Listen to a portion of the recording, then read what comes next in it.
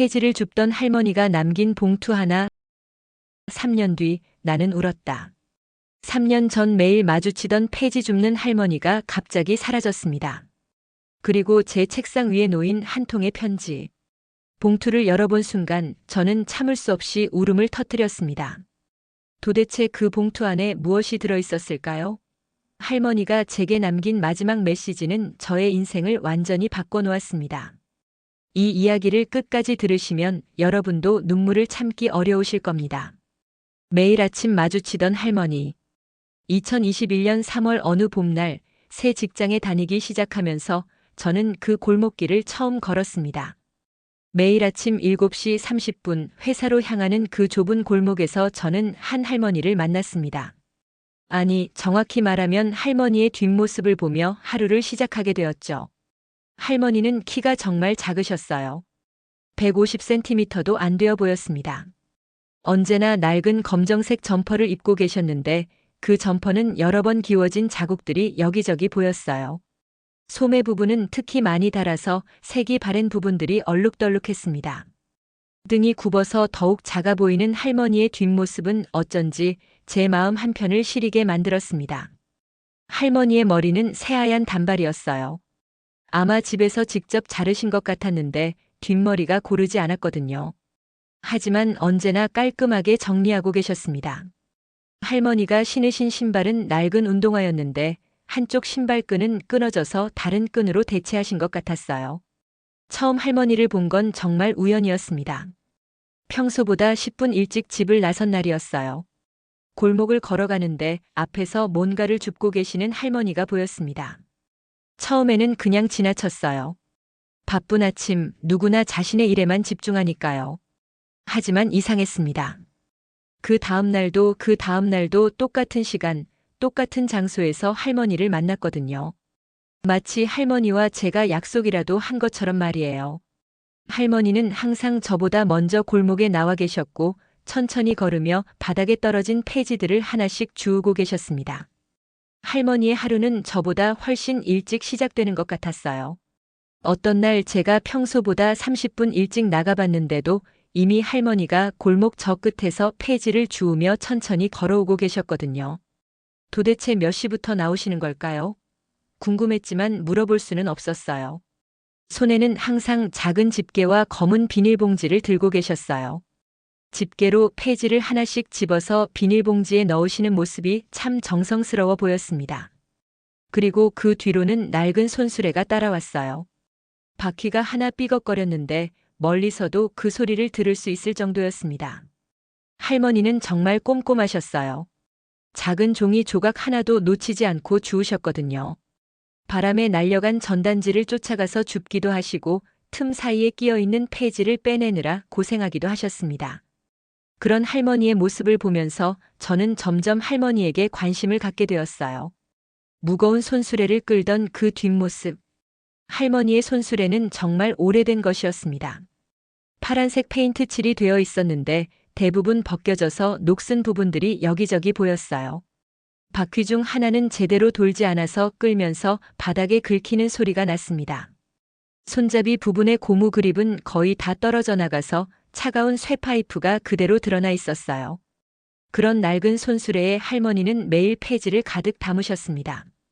판지 상자들, 신문지 다발, 잡지들, 심지어 우유팩까지. 정말 다양한 종류의 재활용품들이 손수레를 가득 채웠어요. 할머니는 폐지를 종류별로 나누어서 묶으셨는데 그 솜씨가 정말 전문가 같았습니다. 문제는 그 무게였어요. 할머니의 작은 체구에 비해 손수레는 너무 무거워 보였습니다. 특히 우리 동네에는 언덕길이 많았는데 그 언덕을 올라가는 할머니의 모습을 보면 정말 가슴이 아팠어요. 할머니는 한 걸음 한 걸음 천천히, 때로는 중간에 멈춰서 숨을 고르시면서도 절대 포기하지 않고 계속 걸어가셨습니다. 언덕이 특히 가파른 구간에서는 할머니가 손수레를 밀기도 하고 끌기도 하면서 올라가셨어요. 등에 땀이 송송 맺히는 게 보였지만 할머니는 묵묵히 자신의 길을 가셨습니다. 가끔은 손수레가 너무 무거워서 뒤로 밀려나기도 했는데 그럴 때마다 할머니는 다시 힘을 내서 끌어올리셨어요. 어떤 날은 할머니가 너무 힘들어하시는 것 같아서 도와드리고 싶었습니다. 정말 몇 번이나 다가가려고 했어요. 하지만 이상하게 용기가 나지 않았어요. 괜히 할머니의 자존심을 상하게 할까 봐서요.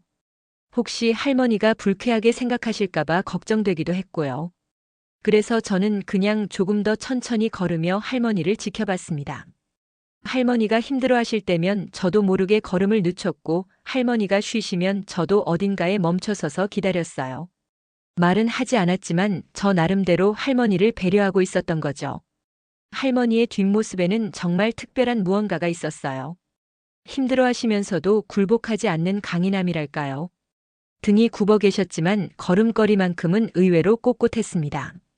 마치 나는 아직 살아있다. 나는 아직 할 수 있다고 말하시는 것 같았어요.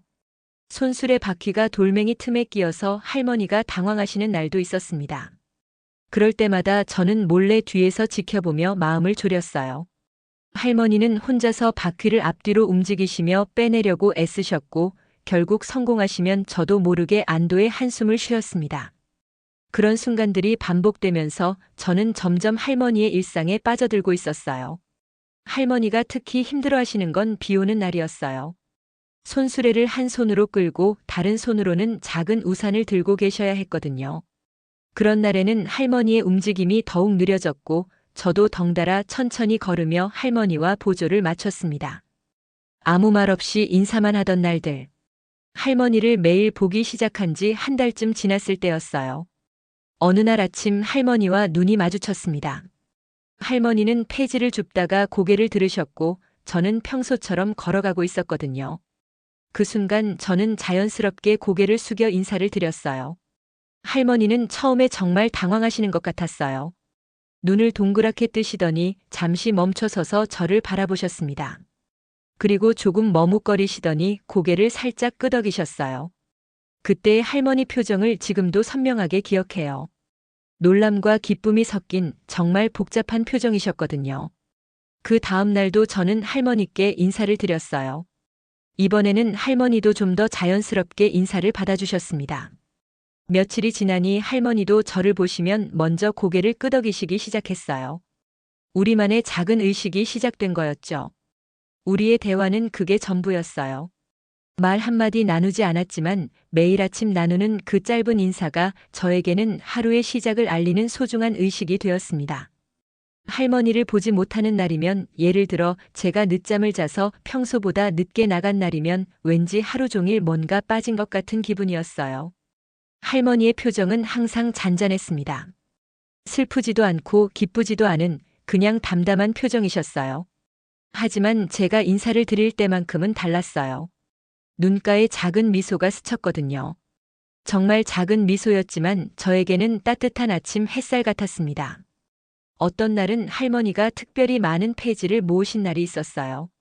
손수레가 넘칠 정도로 가득 찰 때면 할머니의 걸음도 더 느려졌고 더 자주 쉬셨죠. 그럴 때는 제가 더 천천히 걸으며 할머니와 보조를 맞췄어요. 말은 하지 않았지만 할머니도 제가 자신을 배려하고 있다는 걸 아시는 것 같았어요. 가끔 할머니가 무거운 판지 상자를 들어 올리려고 애쓰시는 모습을 봤을 때가 있었어요. 정말 도와드리고 싶었지만 여전히 용기가 나지 않았어요. 대신 저는 할머니가 성공하실 때까지 멀리서 지켜봤습니다. 할머니가 무사히 상자를 손수레에 올리시면 저도 모르게 마음속으로 박수를 쳤어요. 비 오는 날에는 할머니가 낡은 비닐 우산을 쓰고 계셨어요. 우산도 여러 곳이 찢어져서 제대로 비를 막지 못했지만 할머니는 그 우산으로 자신보다 손수레를 더 신경 쓰시는 것 같았어요. 폐지가 젖으면 안 되니까요. 그런 할머니의 모습을 보면서 저는 할머니에게 폐지가 얼마나 소중한 것인지, 그리고 이 일이 할머니에게 얼마나 절실한 것인지 알 수 있었습니다. 겨울이 되자 할머니는 더 두꺼운 옷을 입으셨어요. 하지만 여전히 낡은 옷들이었고 장갑도 구멍이 뚫린 것을 끼고 계셨어요. 추운 날씨에도 할머니는 한 번도 빠지지 않고 나오셨습니다. 그런 할머니의 성실함에 저는 점점 더 감동받고 있었어요. 어느 날 할머니가 보이지 않았다. 2024년 2월 15일 그날도 저는 평소와 같은 시간에 집을 나섰습니다. 아침 기온이 영하 5도까지 떨어진 추운 날이었어요. 골목 초입에 다다르며 습관적으로 할머니를 찾았어요. 하지만 할머니가 보이지 않았습니다. 오늘은 너무 추워서 좀 늦으시나 보다라고 생각하며 천천히 걸었습니다. 평소 할머니를 처음 만나던 편의점 앞에 도달했지만 여전히 할머니는 없었어요. 할머니가 항상 폐지를 줍던 재활용품 보관소 앞도 지나쳤지만 할머니의 모습은 어디에도 보이지 않았습니다. 처음에는 크게 신경 쓰지 않았어요. 사람이니까 가끔 일정이 달라질 수 있죠. 아프실 수도 있고 다른 급한 일이 생겼을 수도 있으니까요. 하지만 그 다음 날도 할머니는 나타나지 않았습니다. 그 다음 날도 마찬가지였어요. 일주일이 지나자 저는 본격적으로 걱정이 되기 시작했어요. 1년 넘게 매일 같은 시간, 같은 장소에서 만나던 할머니가 갑자기 사라진 것이 너무 이상했거든요. 할머니는 날씨가 아무리 나빠도 명절이어도 한 번도 빠진 적이 없었는데 말이에요. 매일 아침 골목을 걸으면서도 저는 자꾸 할머니를 찾게 되었어요. 혹시 오늘은 나타나실까 하는 기대감으로요. 골목 저 끝에서 할머니와 비슷한 체구의 사람이 보이면 가슴이 뛰었다가 가까이 가서 다른 사람인 걸 확인하면 실망했어요.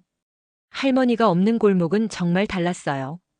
똑같은 길, 똑같은 시간인데도 뭔가 생기가 없었거든요. 할머니가 얼마나 저의 아침 일상에 활력을 주었는지 그제서야 깨달았습니다. 할머니와의 작은 인사가 저에게 얼마나 소중한 일상이었는지 말이에요.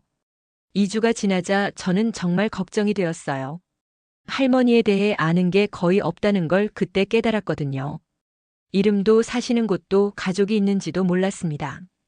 그냥 매일 마주치던 골목의 할머니일 뿐이었죠. 연락할 방법도 없었고 안부를 물어볼 길도 없었어요. 할머니가 평소 폐지를 줍던 장소들을 더 자세히 살펴보기 시작했어요. 편의점 앞, 아파트 재활용품 보관소, 작은 상점들 앞, 버스 정류장 주변. 할머니가 계시던 시절에는 그곳들이 항상 깔끔했었어요. 할머니가 부지런히 치워주셨거든요. 하지만 이제는 달랐어요. 폐지들이 바람에 날려 여기저기 흩어져 있었고 재활용품들이 제대로 정리되지 않은 채 쌓여 있었어요. 그 모습들을 보니 할머니가 더욱 그리워졌어요. 할머니가 얼마나 성실하게 묵묵히 우리 동네를 깨끗하게 만드는 일을 해오셨는지 알 수 있었거든요. 한 달이 지나도 할머니는 나타나지 않았습니다. 저는 서서히 할머니를 다시 볼 수 없을지도 모른다는 생각을 하게 되었어요. 그런 생각을 하면 가슴 한편이 먹먹해졌어요. 말 한 번 제대로 나누지 못한 것이 너무 후회되었거든요. 할머니가 얼마나 힘드실까, 혼자서 어떻게 지내고 계실까 하는 걱정이 밤마다 저를 괴롭혔어요. 빈 골목과 쓸쓸한 아침. 할머니 없는 아침 골목은 완전히 다른 느낌이었어요. 똑같은 건물들, 똑같은 가로등, 똑같은 아스팔트인데도 뭔가 생명력이 없어 보였어요. 할머니라는 작은 존재 하나가 없어졌을 뿐인데 골목 전체가 썰렁하고 허전해 보였어요.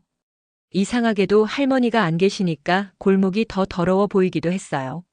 할머니가 늘 주워 가시던 작은 종이 조각들, 버려진 전단지들, 길가에 떨어진 각종 쓰레기들이 그대로 남아 있었거든요. 청소차가 와서 큰 쓰레기들은 치워가지만 할머니가 주우시던 작은 것들은 그대로 방치되어 있었어요. 바람이 불면 폐지들이 여기저기 날렸어요. 할머니가 계실 때는 그런 것들이 금세 치워졌는데 이제는 며칠씩 바닥에 굴러다니기도 했어요. 그런 모습들을 볼 때마다 할머니가 우리 동네에서 얼마나 중요한 역할을 하고 계셨는지 새삼 깨달았어요. 편의점 사장님도 할머니를 그리워하시는 것 같았어요. 어느 날 음료수를 사러 들렀을 때 사장님이 먼저 할머니 이야기를 꺼내시더라고요. 요즘 그 할머니 안 보이네요. 매일 아침 오셨는데. 네, 저도 궁금해서요. 혹시 어디로 가신 건지. 글쎄요. 워낙 말씀이 없으시던 분이라. 그런데 참 성실하셨어요. 비가 와도 눈이 와도 빠지는 날이 없으셨는데. 사장님의 말을 들으니 더욱 할머니가 그리워졌어요. 할머니를 기억하는 사람이 저만이 아니라는 것에 조금 위로가 되기도 했지만 동시에 할머니에게 무슨 일이 생긴 건 아닐까 하는 걱정이 더 커졌어요. 아파트 경비 아저씨께도 물어봤어요. 할머니가 늘 재활용품을 가져가시던 곳에 경비실이었거든요. 아, 그 할머니요? 저도 궁금해하고 있었어요. 정말 부지런하신 분이었는데 요즘 재활용품들이 제대로 정리가 안 되고 있어서 말이에요. 경비 아저씨도 할머니를 그리워하고 계셨어요. 할머니가 재활용품들을 가져가시면서 동시에 정리도 해주셨던 거였어요. 할머니 혼자서 우리 동네 여러 곳을 깨끗하게 유지해주고 계셨던 거죠. 그렇게 한 달이 더 지났어요. 어느덧 할머니를 본 지 2달이 넘어가고 있었어요. 저는 점점 할머니를 다시 볼 수 없을 거라는 생각을 하게 되었어요. 그런 생각을 할 때마다 가슴이 먹먹해졌어요. 아침마다 혼자 골목을 걸으면서 저는 할머니와 나눈 그 짧은 인사들을 떠올렸어요. 말 한마디 없었지만 그 인사에는 묘한 따뜻함이 있었거든요. 할머니의 작은 미소, 고개를 끄덕이시던 모습, 그 모든 것들이 그리웠어요. 우연히 발견된 편의점 CCTV. 할머니를 찾아 헤매던 나는 우연히 골목 입구 편의점에 들렀다. 사실 할머니를 찾기 위해서가 아니라 그냥 라면 하나 사러 들어간 거였다. 그런데 사장님이 내 얼굴을 유심히 보시더니 혹시 4층에 사는 학생 맞지? 하고 물으시는 거였다. 깜짝 놀란 나는 고개를 끄덕였다. 그러자 사장님 얼굴이 금세 어두워졌다. 아, 그럼 자네가 할머니가 그렇게 챙겨주던 그 학생이구나. 사장님의 목소리에 묘한 떨림이 있었다. 사실 나도 궁금해서 CCTV를 확인해 봤거든. 할머니 마지막 모습이 좀 이상했어. 사장님은 한숨을 길게 내쉬더니 카운터 뒤 작은 모니터를 켜기 시작했다. 이것 봐봐. 이게 할머니 마지막으로 온 날이야. 흑백 화면에 익숙한 실루엣이 나타났다. 하지만 뭔가 달랐다. 평소 할머니는 구부정하지만 그래도 꿋꿋한 걸음으로 걸어 다니셨는데 이날의 할머니는 너무 힘들어 보였다. 손수레도 없이 휘청거리며 편의점 문 앞에서 한참을 서성이고 계셨다. 봐, 여기서 할머니가 뭔가 망설이고 있잖아. 평소 같으면 바로 들어오실 텐데. CCTV 속 할머니는 편의점 유리문에 손을 대고 잠깐 기대고 계셨다. 숨을 고르는 것 같았다. 그리고는 호주머니에서 뭔가를 꺼내 꽉 붙잡고 계셨다. 드디어 할머니가 편의점 안으로 들어오셨다. 평소보다 훨씬 천천히 조심스럽게 카운터 앞에 서서 봉투 하나를 올려놓으시더니 사장님께 뭔가를 간절히 부탁하는 모습이 보였다. 손짓을 하시는 게 정말 애절해 보였다. 할머니가 그때 이런 말씀을 하셨어. 사장님, 부탁 하나만 들어주세요.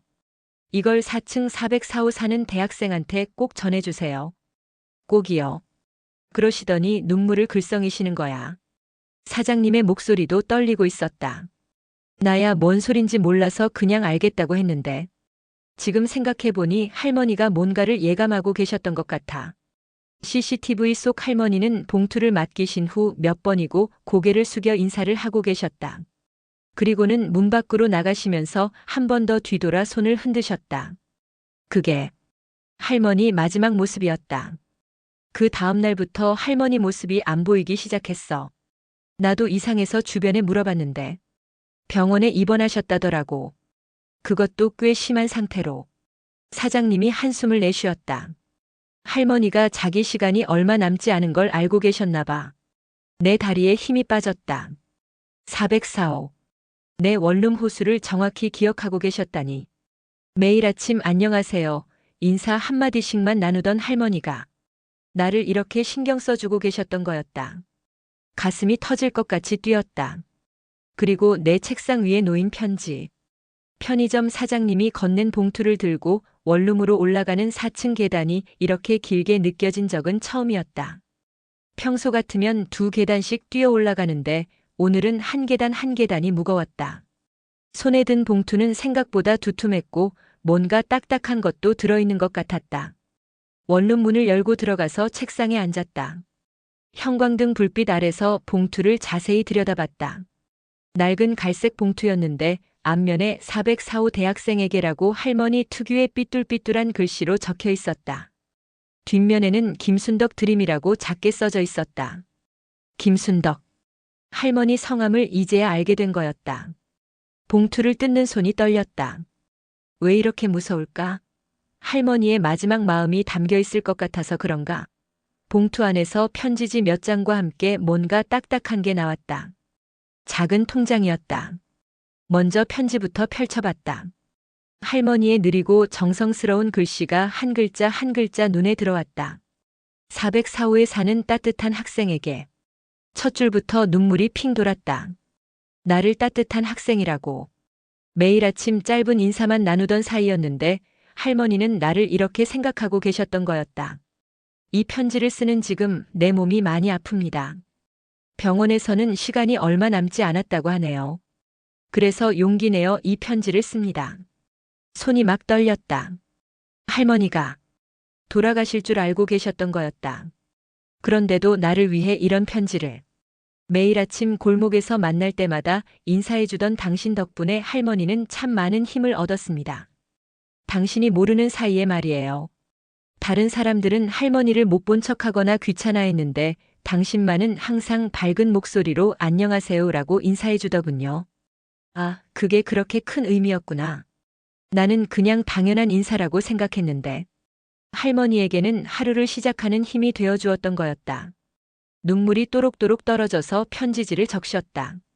책상 서랍에서 휴지를 꺼내 눈물을 닦고 편지를 계속 읽었다. 할머니의 글씨 사이사이에서 따뜻함이 느껴졌다. 정성스럽게 한 글자 한 글자 마음을 담아서 쓰신 게 느껴졌다. 너는 참 따뜻한 아이더라.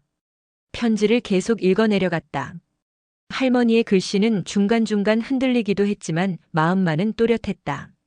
처음 당신을 본 건 작년 봄이었어요. 벚꽃이 흩날리던 날이었지요. 할머니가 무거운 손수레를 끌고 힘들어하고 있는데 당신이 뛰어와서 할머니 도와드릴까요?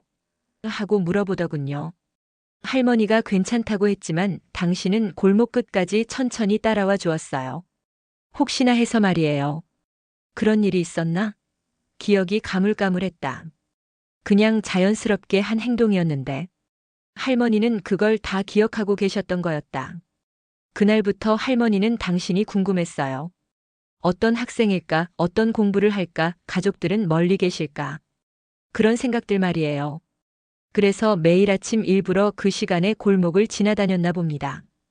당신을 만나고 싶어서요. 헉. 할머니가 일부러 그 시간에? 나는 할머니가 원래 그 시간에 폐지를 주우러 다니시는 줄 알았는데 나를 만나기 위해서였다니. 가슴이 뜨거워졌다.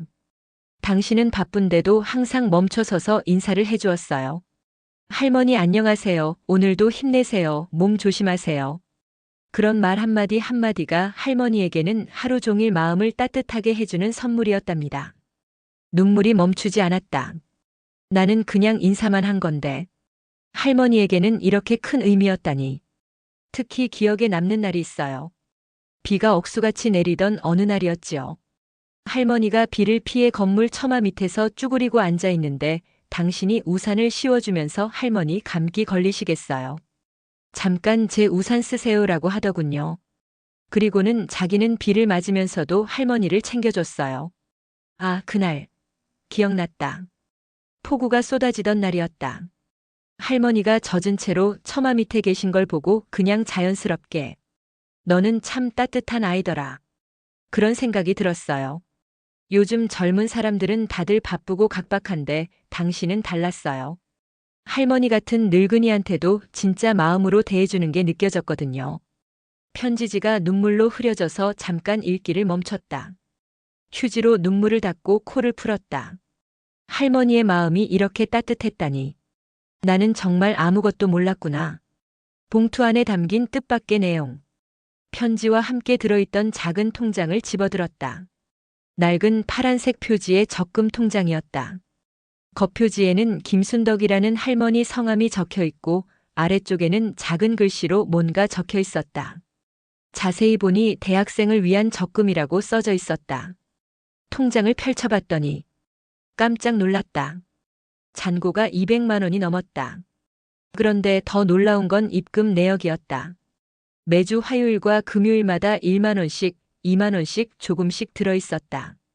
작년 봄부터 시작해서 최근까지 거의 1년 넘게 꾸준히. 편지를 다시 펼쳐서 읽어내려갔다. 통장을 보고 놀랐지요? 할머니가 폐지를 주어서 번 돈으로 조금씩 조금씩 모은 거예요.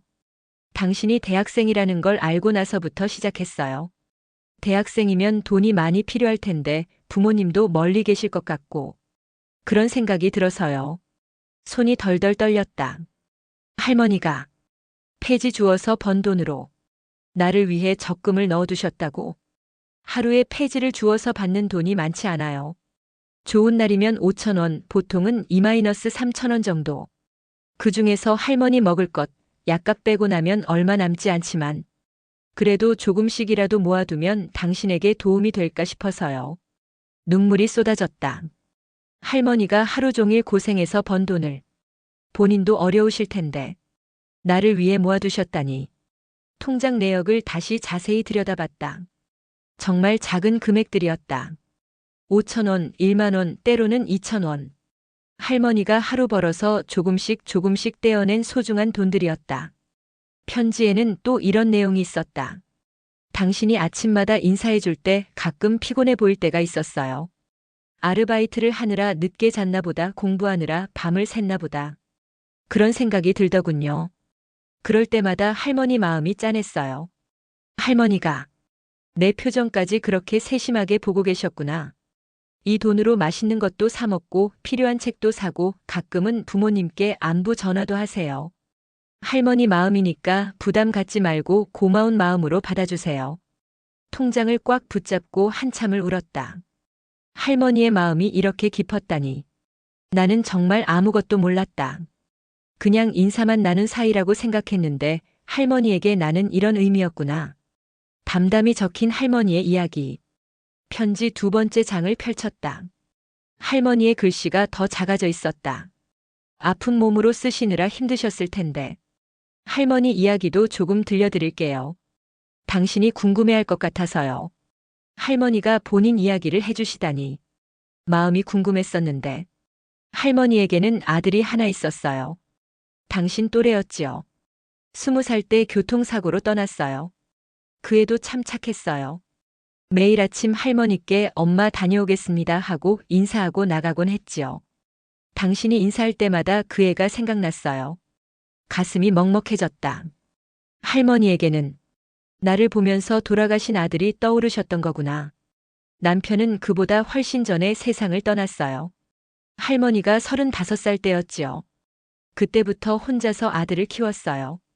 청소일도 하고 폐지도 줍고 별별 일을 다 했지요. 그래도 행복했어요. 아들이 있었으니까요. 할머니가 이렇게 힘든 삶을 사셨구나. 나는 정말 아무것도 몰랐다. 아들을 떠나보낸 후로는 정말 외로웠어요. 친척들도 연락이 끊어지고 이웃들과도 점점 멀어지고 혼자서 하루하루를 보내는 게 이렇게 힘든 줄 몰랐어요. 편지 글씨가 중간중간 번져 있었다. 할머니도 울면서 쓰셨나 보다. 그런데 당신을 만나고 나서 조금씩 달라졌어요. 아침마다 인사할 사람이 생기니까 밤에 잠들기 전에도 내일도 인사해야지 하는 생각이 들더군요. 그게 할머니에게는 살아갈 이유가 되어줬어요. 눈물이 또 흘렀다. 내가 할머니에게 그런 의미였다니. 폐지를 주우러 다니는 것도 달라졌어요. 예전에는 그냥 생계를 위해서 하루하루 버티려고 했는데 당신을 만난 후로는 이 돈으로 적금도 넣어두고 학생 도와드리자 하는 기쁜 마음이 생겼어요. 할머니가 나 때문에 살아갈 희망을 찾으셨다고. 당신은 할머니의 손자나 다름없었어요. 매일 보고 싶고 잘 지내나 걱정되고 좋은 일이 있으면 함께 기뻐하고 싶고 그런 마음이었어요. 당신이 모르는 사이에 할머니는 당신을 정말 많이 사랑했답니다. 편지를 더 이상 읽을 수가 없었다. 눈물이 너무 많이 나와서 글씨가 보이지 않았다. 할머니가 나를 손자처럼 생각해 주셨다니. 혼자였지만 혼자가 아니었던 사람.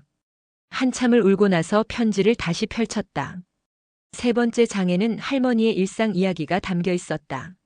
할머니의 하루는 새벽 5시에 시작돼요. 일어나서 간단히 세수하고 어젯밤에 준비해둔 김밥 하나 먹고 나가지요.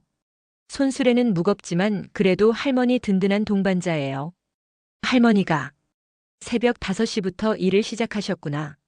내가 아직 잠들어 있을 시간에 골목골목 다니면서 폐지를 주우는 게 쉬운 일은 아니에요. 무릎도 아프고 허리도 아프지만 그래도 당신을 생각하면 힘이 났어요. 오늘도 열심히 모아서 적금 넣어두자 하는 마음으로요. 편지를 읽으면서 할머니의 하루가 그려졌다. 새벽부터 저녁까지 무거운 손수레 끌고 골목골목 다니시면서 나를 생각해 주셨던 거였다. 점심시간에는 보통 공원 벤치에 앉아서 김밥 하나 먹어요. 그럴 때마다 우리 학생은 뭘 먹고 있을까 하는 생각을 했지요. 제대로 챙겨 먹고 있을까, 라면만 먹고 있지는 않을까? 그런 걱정들이요. 할머니가 내 끼니까지 걱정해 주셨구나. 가슴이 뜨거워졌다. 저녁에 집에 돌아오면 하루 번 돈을 세어봐요. 그리고 통장에 넣을 돈을 따로 봉투에 담아둬요. 내일은 은행 가서 우리 학생 적금에 넣어야지 하면서요. 그럴 때가 하루 중 가장 기뻤어요. 할머니의 일상이 이렇게 나와 연결되어 있었다니. 나는 정말 몰랐다. 그냥 지나가다 인사만 나눈 사이라고 생각했는데. 혼자 사는 게 외롭긴 하지만 당신이 있어서 혼자가 아니었어요. 비록 많은 대화를 나누지는 못했지만 당신이 있다는 것만으로도 할머니에게는 큰 위로가 되었답니다. 편지 곳곳에서 할머니의 따뜻한 마음이 느껴졌다. 나를 정말 가족처럼 생각해 주셨던 거였다. 당신이 시험 기간에 늦게까지 불이 켜져 있으면 공부 열심히 하는구나. 몸 상하지 말았으면 좋겠다 생각했고 주말에 일찍 불이 꺼지면 푹 쉬고 있는구나. 다행이다 생각했어요. 할머니에게는 당신의 작은 일상도 다 소중했답니다. 할머니가 내 원룸 불빛까지 신경 써서 보고 계셨구나. 정말 할머니처럼 어머니처럼 챙겨주고 계셨던 거였다. 울면서 꾹꾹 눌러 읽은 마지막 말. 편지의 마지막 장을 펼쳤다. 할머니의 글씨가 더욱 떨리고 있었다. 많이 힘드셨을 텐데. 이제 할머니가 당신에게 마지막으로 하고 싶은 말이에요. 마지막이라는 말에 가슴이 철렁했다. 정말 이제 할머니를 볼 수 없다는 게 실감났다. 할머니는 당신 덕분에 마지막 1년을 정말 행복하게 보낼 수 있었어요. 매일 아침 당신의 밝은 인사 덕분에 하루가 기대됐고 당신을 위해 적금을 모으는 재미로 하루하루를 버틸 수 있었어요. 눈물이 또다시 쏟아졌다. 할머니에게 내가 그런 의미였구나. 당신은 아마 자신이 별것 아닌 일을 했다고 생각할지도 모르겠어요. 그냥 인사 한 번, 안부 한마디. 그런 게 뭐 그리 대단하냐고 할지도 모르고요. 정말 그랬다. 나는 그냥 당연한 예의라고 생각했었다. 하지만 당신이 모르는 사이에 그 작은 관심과 따뜻함이 할머니에게는 하루를 살아갈 이유가 되어줬어요. 세상에 나를 기다리는 사람이 있다는 것, 나를 반갑게 맞아주는 사람이 있다는 것. 그게 얼마나 큰 힘이 되는지 당신은 아직 모를 거예요. 할머니 말씀이 가슴 깊이 박혔다. 정말 작은 관심이 이렇게 큰 의미가 될 수 있구나. 당신이 어른이 되어서 세상을 살아가다 보면 힘들고 지칠 때가 있을 거예요. 그럴 때 할머니를 생각해 주세요. 당신의 작은 친절이 누군가에게는 세상 전부가 될 수 있다는 걸 기억해 주세요. 편지를 읽으면서 눈물이 멈추지 않았다. 할머니의 마지막 당부가 이렇게 무거울 줄이야. 할머니가 세상을 떠나도 슬퍼하지 마세요. 할머니는 당신 덕분에 마지막까지 행복했으니까요. 그리고 이 적금은 꼭 당신을 위해 써주세요. 할머니의 마지막 선물이라고 생각하고 고마운 마음으로 받아주세요. 통장을 다시 꽉 붙잡았다. 할머니의 마음이 담긴 소중한 선물. 언젠가 당신도 할머니처럼 누군가에게 작은 관심을 베푸는 사람이 되어주세요. 그게 할머니의 마지막 소원이에요. 세상은 당신 같은 따뜻한 사람들 때문에 아직 살만한 곳이랍니다. 마지막 문단을 읽을 때는 정말 울음을 참을 수가 없었다. 사랑하는 우리 학생, 당신의 앞날에 좋은 일들만 가득하기를 바라며 항상 건강하고 행복하세요. 할머니는 하늘에서 당신을 지켜보고 있을게요. 마이너스 당신을 사랑한 할머니 김순덕 올림. 편지를 다 읽고 나서 한참을 울었다. 책상에 엎드려서 소리내어 울었다. 할머니, 정말 고마웠어요. 미안해요. 왜 진작 더 많은 대화를 나누지 못했을까요? 왜 할머니 마음을 몰랐을까요? 내가 받은 따뜻함을 전하고 싶어서. 편지를 읽고 나서 며칠 동안 정말 많은 생각을 했다. 할머니의 마지막 소원이 자꾸 머릿속에 맴돌았다. 언젠가 당신도 할머니처럼 누군가에게 작은 관심을 베푸는 사람이 되어주세요. 그러던 어느 날 평소처럼 편의점에 들렀는데 사장님이 내게 말을 걸었다. 요즘 다른 할머니 한 분이 이 골목에 오시더라고. 할머니처럼 폐지 주우시는 분인데 혼자 계신 것 같아. 내 마음이 쿵했다. 할머니 말씀이 떠올랐다. 누군가에게 작은 관심을. 그날 저녁부터 나는 아침 시간을 조금 더 일찍 맞춰서 나가기 시작했다.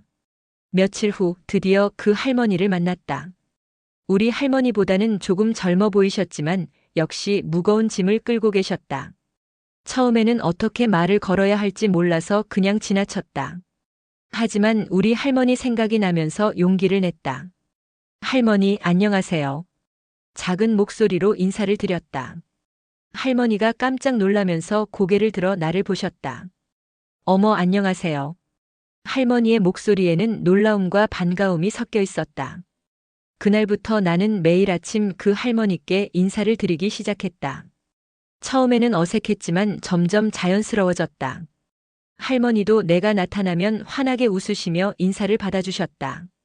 일주일 정도 지났을 때 할머니가 내게 말씀하셨다. 학생, 매일 인사해줘서 고마워요. 할머니가 이 골목에 온 지 한 달 됐는데 학생이 처음으로 인사해준 사람이에요. 그 말을 듣는 순간 우리 할머니가 느꼈을 마음이 이해됐다. 비가 오는 날에는 작은 우산이라도 나눠 쓰고 할머니가 힘들어 보이시면 잠깐이라도 짐을 들어드렸다. 별것 아닌 일이었지만 할머니의 표정에서 고마움을 느낄 수 있었다. 그러면서 점점 깨닫게 됐다. 우리 할머니가 말씀하신 게 정말이었구나. 작은 관심 하나, 인사 한마디가 누군가에게는 하루를 살아갈 힘이 되는구나. 한 달 정도 지나서는 할머니와 짧은 대화도 나누게 됐다. 할머니는 시골에서 올라오셔서 혼자 지내신다고 했다. 자식들은 모두 멀리 살고 있어서 1년에 한두 번 정도만 본다고. 우리 할머니와 비슷한 상황이었다. 어느 날은 할머니가 학생 덕분에 이 골목이 정말 따뜻해졌어요. 매일 아침 학생을 만나는 게 하루의 기쁨이에요 라고 말씀하셨다. 그 순간 나는 확신했다. 우리 할머니의 소원을 제대로 이루고 있구나. 그날 이후 나도 매일 골목에 선다. 이제 1년이 지났다. 그 할머니와 나는 아침마다 만나는 소중한 사이가 됐다. 할머니는 나를 우리 학생이라고 부르시고 나도 할머니를 진짜 할머니처럼 생각한다. 우리 할머니가 남겨주신 적금은 정말 소중하게 썼다. 생활비로도 쓰고 부모님께 선물도 사드리고 할머니가 말씀하신 대로 필요한 책도 샀다. 하지만 그 중에서 일부는 따로 모아뒀다. 새로운 할머니를 위해서. 어느 날 새 할머니가 많이 힘들어 보이셔서 용기 내어 물어봤다. 할머니, 혹시 필요한 게 있으시면 말씀하세요. 할머니가 처음에는 괜찮다고 하셨지만 며칠 후에 조심스럽게 말씀하셨다. 사실 요즘 약값이 좀 부담스러워서. 그때 나는 우리 할머니가 모아주신 돈으로 할머니 약값을 도와드렸다. 할머니가 눈물을 글썽이시면서 어떻게 이런 도움을 하고 말씀하실 때 나는 우리 할머니 이야기를 해드렸다. 할머니, 저도 예전에 한 할머니께 큰 도움을 받았어요. 그 할머니가 저에게 당부하셨어요. 받은 따뜻함을 다른 사람에게도 나눠달라고요. 그날 새 할머니가 울면서 고마워하시는 모습을 보면서 나는 우리 할머니가 정말 오르셨다는 걸 깨달았다. 세상은 정말 이런 작은 친절들로 돌아가고 있구나. 지금도 나는 매일 아침 그 골목에 선다. 새 할머니를 만나기 위해서, 그리고 또 다른 누군가를 만날지도 모르니까. 우리 할머니가 그랬듯이 나도 이제 누군가의 아침을 따뜻하게 만들어주는 사람이 되고 싶다. 가끔 우리 할머니 생각이 날 때마다 하늘을 올려다본다. 할머니, 잘 지켜보고 계시죠? 할머니가 가르쳐 주신 대로 살고 있어요. 받은 따뜻함을 계속 전하면서 살아갈게요. 그러면 바람이 살짝 불어와서 할머니가 대답해 주시는 것 같다. 그래, 잘하고 있구나. 골목 끝에서 새 할머니가 손수레를 끌고 오시는 모습이 보인다. 오늘도 환한 미소로 인사를 드려야지. 할머니, 안녕하세요. 할머니가 환하게 웃으시며 손을 흔든다. 우리 학생, 오늘도 좋은 하루 보내세요. 이렇게 또 하루가 시작된다. 우리 할머니가 남겨주신 따뜻함으로 가득한 아름다운 하루가.